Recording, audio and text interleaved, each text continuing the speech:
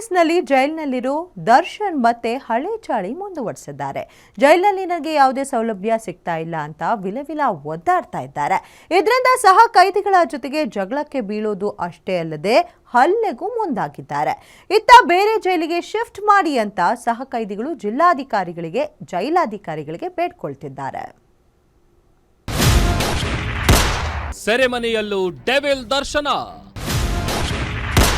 ದರ್ಶನ್ ಕಾಟಕ್ಕೆ ಪರಪ್ಪನ ಅಗ್ರಹಾರದ ಕೈದಿಗಳು ವೀಲ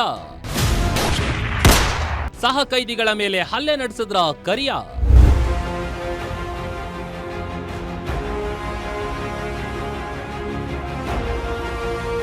ರೇಣುಕಾಸ್ವಾಮಿ ಕೊಲೆ ಕೇಸ್ನಲ್ಲಿ ಪರಪ್ಪನ ಅಗ್ರಹಾರ ಸೇರಿರುವ ನಟ ದರ್ಶನ್ ಇನ್ನೂ ಬುದ್ಧಿ ಕಲಿತಂತೆ ಕಾಣ್ತಿಲ್ಲ. ಜೈಲಿನಲ್ಲೂ ಸಹ ಕೈದಿಗಳಿಗೆ ಕಾಟ ಕೊಡ್ತಿದ್ದಾರೆ ಅಂತ ಆರೋಪ ಕೇಳಿಬಂದಿದೆ. ನಟ ದರ್ಶನ್ಗೆ ಒಂದು ಕಾಲದಲ್ಲಿ ದೊಡ್ಡ ಅಭಿಮಾನಿಗಳಾಗಿದ್ದವರೇ ಈಗ ನಟ ದರ್ಶನ್ ಸಹವಾಸ ಸಾಕು ಎನ್ನುತ್ತಿದ್ದಾರೆ.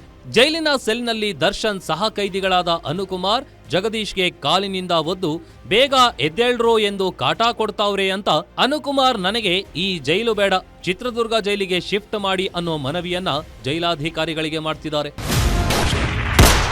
ದರ್ಶನ್ ಟಾರ್ಚರ್ ತಾಳೋಕೆ ಆಗ್ತಿಲ್ಲ. ಸಹ ಕೈದಿಗಳಿಗೆ ಒದ್ದು ಎಬ್ಬಿಸ್ತಿರೋ ಕಾಠೇರ.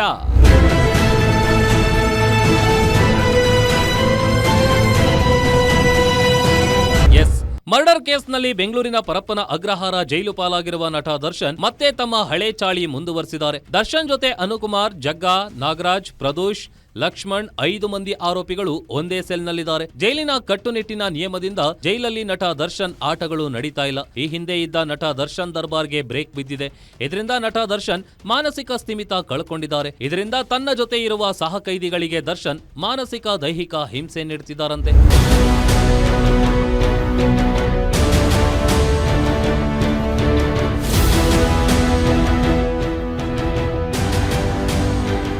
ದಿನದ ಹಿಂದೆ ನಟ ದರ್ಶನ್ ಸೆಲ್ನಲ್ಲಿ ಜಗದೀಶ್ ಮತ್ತು ದರ್ಶನ್ ನಡುವೆ ದೊಡ್ಡ ಜಗಳ ನಡೆದಿದೆಯಂತೆ. ಇಬ್ಬರ ಜಗಳ ಜೋರಾಗ್ತಿದ್ದಂತೆ ಜೈಲು ಅಧಿಕಾರಿಗಳು ಸೆಲ್ಗೆ ಬಂದು ಇಬ್ಬರ ಜಗಳ ಬಿಡಿಸಿದ್ದಾರೆ. ಜೈಲು ಅಧಿಕಾರಿಗಳು ಎಚ್ಚರಿಕೆಯಿಂದ ಈ ಎಲ್ಲಾ ಖೈದಿಗಳನ್ನ ನೋಡಿಕೊಳ್ತಿದ್ದಾರೆ. ದರ್ಶನ್ ಸೆಲ್ ಬಳಿ ಸಿಸಿ ಕ್ಯಾಮೆರಾವನ್ನ ಜೈಲಧಿಕಾರಿಗಳು ಅಳವಡಿಸಿದ್ದಾರೆ.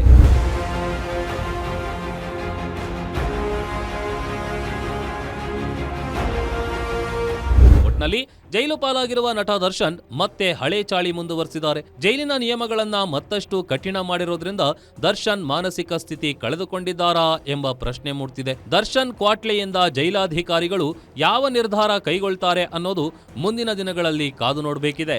SK Manjunath, crime bureau, guarantee news.